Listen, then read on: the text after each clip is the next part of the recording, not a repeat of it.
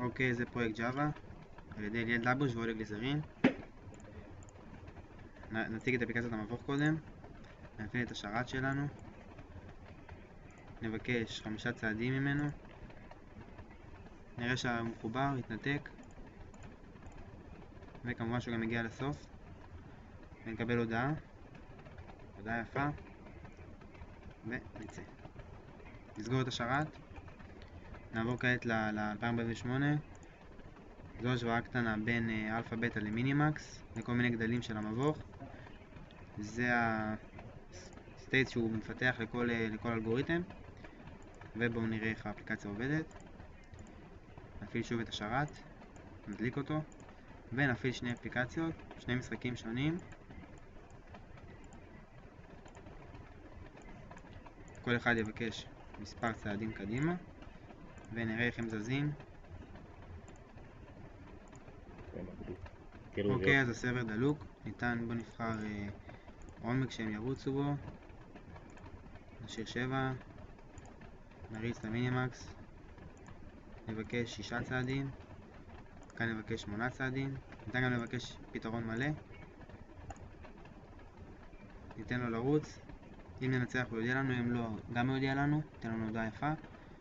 בינתיים אפשר לראות עד שהוא יסתיים לרוץ, ניתן לראות את ה-MVP שלנו, את הפרזנטר, שהוא מנהל את ה-view ואת המודל. אוקיי, שהוא מאזין להם בעצם ומתאם ביניהם. אוקיי, הוא הגיע לסוף המשחק, הנה אנחנו רואים את זה, הודעה יפה, ניתן להמשיך, ניתן לעשות ריסטארט או לצאת. אנחנו נראה פה את האנדו שניתן לעשות ולואו שאפשרי. אוקיי, מגניב. כעת נצא, ונצא גם נסגור את השרת שלנו,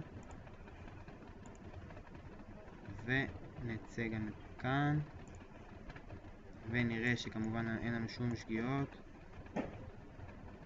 לא בסרבר ולא בלקוח. יופי. נדבר קצת על ה-MVP, על הדיזיין. נראה פה שהשרת גם הוא מחולק לשכבות, מודל, view, הגוי שלו, והגיים הנדלר, שבעצם השרת לא יודע באיזה בעיה מדובר, הוא לא יודע מי פונה אליו או מה פונה אליו, אם זה מבוך או 2048, הוא מבחינתו פותר את זה. עטפנו את האלגוריתמים שקיבלנו, או מהמטלה הראשונה, את ה-A-Star, או את המינימקס שקיבלנו, עטפנו אותם במין אדפטר כזה שמתאם בין הקוד של המשחק לבין האלגוריתם, ונותן לשרת להפעיל אותו. אוקיי, כעת ניתן לראות את ה-Java Doc שעשינו, שהכל מתועד ומסודר. נלך